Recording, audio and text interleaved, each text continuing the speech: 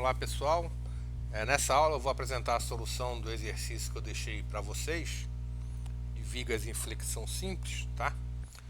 Vou apresentar uma das soluções possíveis, né? Ok? Vamos lá. Então o enunciado do exercício era esse, né? Considere um perfil W310 por 52 atuando como uma viga de uma ponte rolante biapoiada com 6 metros de vão livre que receberá uma carga móvel definida por duas cargas concentradas idênticas e distantes de 4 metros, que se movem sobre a viga, mas mantendo a distância de 4 metros entre elas, ou seja, essa distância de 4 metros é constante, né? Determine um valor máximo individual de cada carga concentrada que poderá ser aplicada. Detalhe seus cálculos e justifique suas respostas. Muito bem. Então aí está um esboço da viga, né? Para tentar achar a pior posição das cargas, ou seja, a que daria o maior momento, né? Então a viga tem 6 metros, então se eu estabelecer ali uma distância x da primeira carga ao apoio esquerdo, né? Depois eu tenho a distância de 4 metros entre as cargas e 2 menos x a distância da última carga ao apoio direito.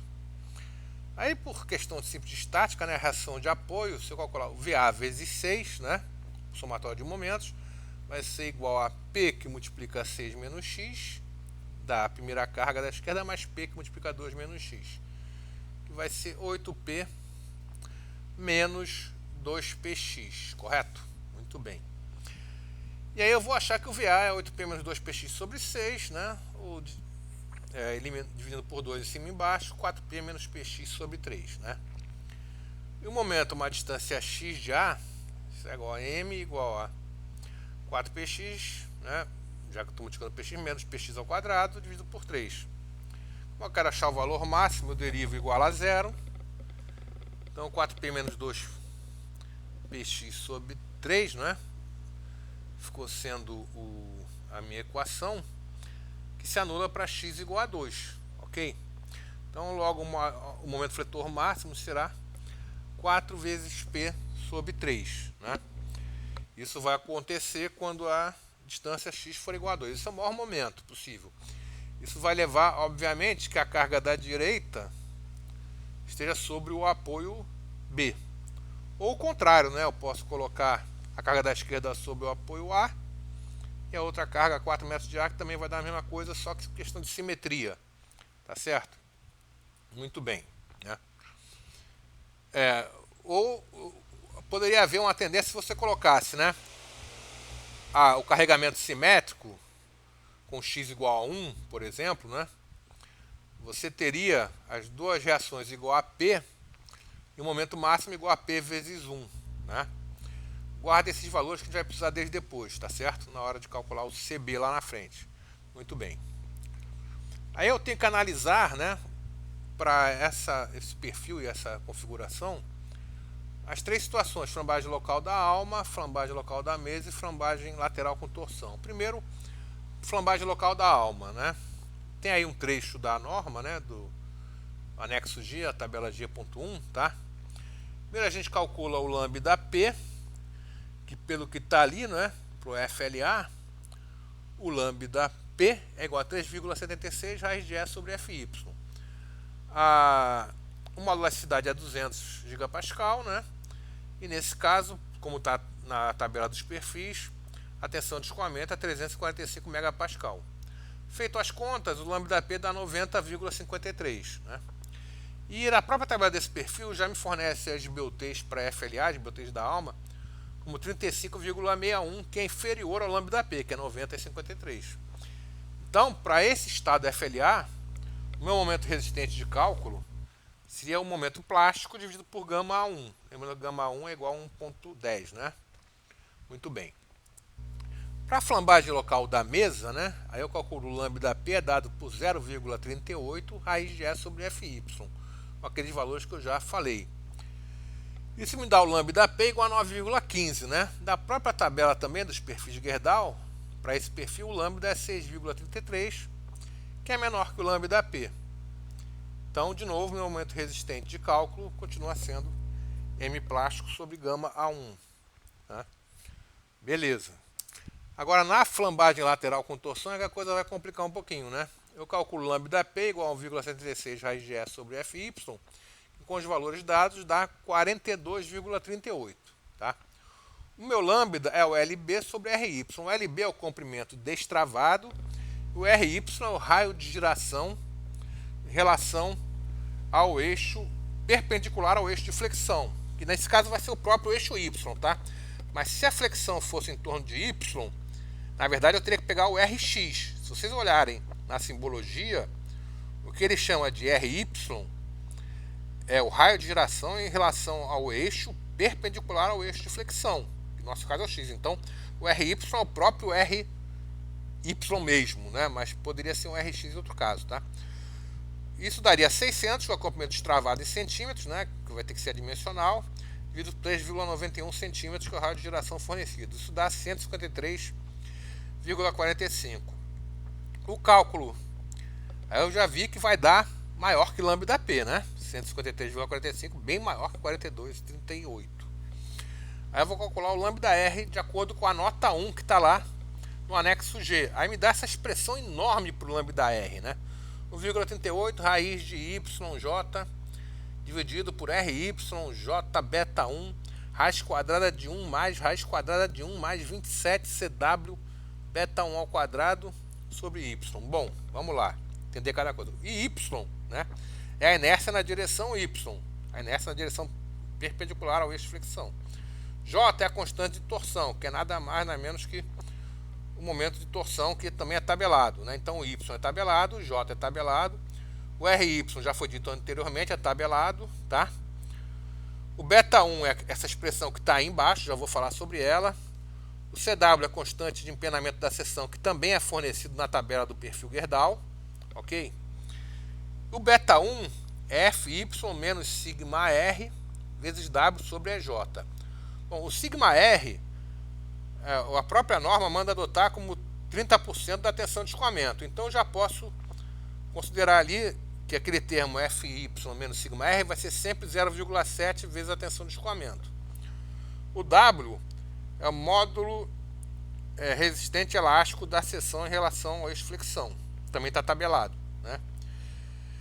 Então, fazendo essas contas para o beta 1, eu chego ao valor de 2,85, tá? Aí eu calculo depois aquelas, eu vou fazendo por partes, né? O 27 CW beta 1 ao quadrado sobre Y, fazendo essa conta arada aí, vai chegar a 5,05.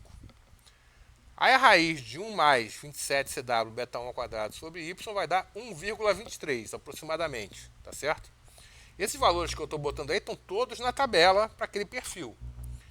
Aí a raiz de 1 mais 27 CW beta 1 ao quadrado sobre Y vai ser a raiz de 2,23, que é 1,49, né? Dentro da aproximação que eu coloquei aí, tá?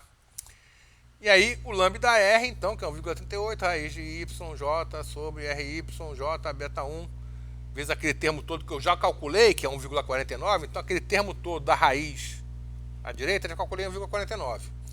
Substituindo os outros valores, né, eu encontro para o lambda R o resultado de 104,8, né? Como o meu lambda foi 153,45, né, ele é maior inclusive que o lambda R. Então o momento resistente de cálculo vai ser o M crítico dividido por gama 1, MCR sobre gama 1, tá? Muito bem. Aí eu vou para cálculo do MCR, de novo tem uma fórmula bastante simpática que está aí, né? CB π ao quadrado vezes E e Y sobre LB ao quadrado, lembrando que LB é o comprimento destravado, né, do perfil. Raiz quadrada é de CW sobre Y multiplica 1 mais 0,039 JLB ao quadrado sobre CW. Aí de novo eu vou calculando por parcelas, né? Claro, se você montar uma alternativa, você montar uma planilha para fazer essas contas, né, tá? Mas se você faz na mão, como eu fiz aqui com uma calculadora, o ideal é você fazer cada pedaço, né, e depois substituindo os valores, tá? Então esse termo 0,039 JLB ao quadrado sobre CW deu 1,9. Aí a raiz quadrada de CW sobre Y, 1 mais 0,039 JLB ao quadrado sobre CW, vai nos dar aquele valor que está ali. Quer dizer, ali eu já coloquei o 2,9, que é 1 mais 1,9, tá? Aquele já é o resultado daquele termo entre parênteses. Multiplicado pelo CW dividido por Y, me dá como resposta 0,26, ok? Para aquela contarada toda ali, né? Agora eu tenho que achar o valor do CB, que é essa constante que só aparece no caso da flambagem lateral com torção, que é dada por essa fórmula que está no item 5423A da NBR 8800, né? Então, ela é 12,5 momento máximo sobre 2,5 momento máximo mais 3 MA. O MA é o momento a 1/4 do vão do apoio esquerdo, né? O MB é o momento no centro da viga e o MC é 3/4 do apoio esquerdo. O RM ele só é diferente de 1 no caso de seções monossimétricas, que não é o nosso caso. No nosso caso, a nossa seção tem dupla simetria, tá certo? Então eu considerei nesse caso, a norma ela não especifica bem como a gente tem que calcular o CB, mas como eu estou calculando o momento máximo, eu coloquei o carregamento na posição que dá o momento máximo, tá certo? E aí o meu M máximo dá 4P sobre 3, o MA seria 2P sobre 3, que é a reação vezes 1,5, dando como resultado igual a P, né? Ou P vezes 1, na verdade. O MB seria 2P sobre 3 vezes 3, já no centro da viga, mas aí tem uma contribuição daquela carga, né, que está distante 1 metro do centro da viga, um valor negativo, dá o resultado P também, né? E o MC dá P, já calculando vindo pela direita, P sobre 3 vezes 1,5, que é 0,5P, ok? E o RM igual a 1. Aí colocando essas expressões, fazendo a conta, né, tá? Eu já posso abstrair o P, porque o P vai cancelar com todo mundo. E isso vai me dar o resultado 1,41, ok? É claro que eu, inclusive, citei para vocês, você pode usar o CB igual a 1 a favor da segurança. Só que aí você vai reduzir muito a carga admissível, né? Mas o CB ele pode ser adotado igual a 1 em casos que você queira trabalhar a favor da segurança, mas você vai reduzir o valor da carga permitida. Nesse caso, por exemplo, reduzir aí de um fator de 1,4, que é algo considerável, né? Tá? Então, é uma questão que o projetista tem que levar em consideração na hora do projeto, ok? E aí o M crítico fica lá, CB vai ser 1,41, né? Π ao quadrado, o E, o modo da cidade, já conhecido, né? O Y tabelado sobre o LB ao quadrado, que é 36, aquela raiz toda deu 0,26, isso me dá como resultado 206,24 kN/m, tá? Dividido pelo γ1, me dá como resposta 187,5 kN/m, tá? Mas eu tenho que comparar isso sempre, tem que ser menor ou igual ao M plástico sobre γ1. O M plástico é o módulo resistente plástico, ZX, que também está tabelado, vezes FY, a tensão de escoamento. Então, substituindo os valores, me leva que o momento plástico sobre γ1 é 264,24 kN/m. Só que o 187,5 está abaixo dele, né? Beleza? E lembre-se que eu também tenho aquela limitação, se os esforços foram calculados, né, no regime elástico, mesmo que o dimensionamento considere a plastificação das seções, eu também tenho que ter o valor inferior a 1,5 WFY sobre γ1, onde W nesse caso é o WX, que é o módulo resistente elástico em relação ao eixo de flexão, tá? E aí, substituindo os valores, dá 353,5 kN/m. Então, eu fico com, por enquanto, 187,5, né? Agora, se eu considerasse o CB igual a 1, só para vocês terem uma ideia de quanto seria a perda aqui, né? Vou fazer rapidamente aqui a conta, 187,5 dividido por 1,41 daria 133 kN mais ou menos, né? Tá? Daria uma redução boa, né? Muito bem. Então, o MRD correspondente a 187,5 kN/m, aliás, kN/m que eu estava falando, né? Isso aí seria igual ao momento máximo, que é 4P sobre 3. Então, P seria 3/4 disso aí. Então, cada carga P seria 140,6 kN, correto? Agora, se eu considerasse a carga simétrica, o que aconteceria? O carregamento simétrico, as duas cargas P, cada uma distante 1 metro de um apoio, né? eu teria aquele diagrama de momentos fletores trapezoidal. Ele saindo de 0 na esquerda até P vezes L, aliás, P vezes 1, desculpe, até P vezes 1, constante até a segunda carga e depois voltando a 0. Não é isso? Ou seja, tanto o M máximo, quanto o MA, quanto o MB, quanto o MC seriam todos iguais a P vezes 1. Então, a minha forma do CB aqui, como todos esses valores serão iguais, daria 12,5 dividido por 12,5, que vai dar 1. Aí, nesse caso, daria 1, tá? Então, com a carga assimétrica, o CB é igual a 1. Mas o momento máximo é P vezes 1 igual a P. Então, nesse caso, o momento resistente, aí eu posso dividir, né, o 187,5 dividido por 1,41 igual a 133 kN, que é igual a P. Então, nesse caso, o P vai ser o próprio 133 kN. Então, mas repara que a diferença deu pequena, né? Um caso 140 e outro caso 133, correto? Então, não deu uma diferença muito grande, né? Daria aproximadamente 5%, né? Tá? Aí é questão de você considerar ou não a favor da segurança, querer adotar os 133 kN como carga individual máxima. Bom, aí nós concluímos a determinação do momento fletor resistente, né? Consideramos FLT, FLA e FLM, tá? E temos agora que considerar também a verificação do cortante, né? Então, no caso, se fosse cortante, seu valor máximo vai ser igual a P quando o carregamento for simétrico. Aí, nesse caso, o cortante máximo vai ser P.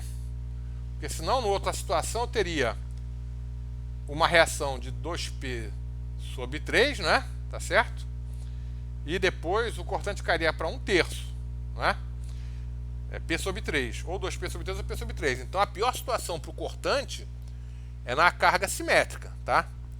No cálculo do lambda P, como eu não tenho enrijecedores, eu posso considerar o KV igual a 5, né?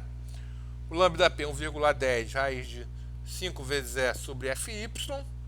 Fazendo as contas, eu chego a 59,22. E da tabela eu tenho o lambda igual a 35,61, que é menor que o lambda P. Ótimo, né? Que aí o meu cortante resistente, o VRD, vai ser apenas o cortante plástico sobre gama 1. Sendo que o cortante plástico, nesse caso, 0,6 vezes D, a altura da seção, TW, a espessura da alma, vezes a tensão de escoamento sobre gama 1. Colocando lá as expressões, né, que estão tabeladas, os valores tabelados, eu chego que o cortante máximo é 548,6 kN, que é muito maior do que eu achei, né, de 133 kN, tá? E como sempre, o cortante quase nunca é o limitante da viga, né? Normalmente o que limita a viga realmente é o fletor, não é isso? Então a resposta nesse caso seria o P igual a 133 kN, tá? Muito bem, eu espero que o exercício tenha sido didático, né? Tenha contribuído para o entendimento de vocês em relação ao assunto, porque eu tinha passado outra aula só com a parte teórica, né? Mas aí é algo meio insosso, né? Você não fazer os cálculos, não fazer um exemplo, tá? Então eu espero que com esse exemplo tenha contribuído para vocês não só entenderem os procedimentos de cálculo, no caso de vigas de flexão simples, como também raciocinar já como engenheiro projetista, né? Essas decisões que têm que ser tomadas a favor ou não da segurança, né? Tá certo? Então é isso aí, pessoal. Continuo à disposição de vocês para qualquer dúvida, né? Nos canais de contato que nós estabelecemos. Forte abraço e até a próxima aula.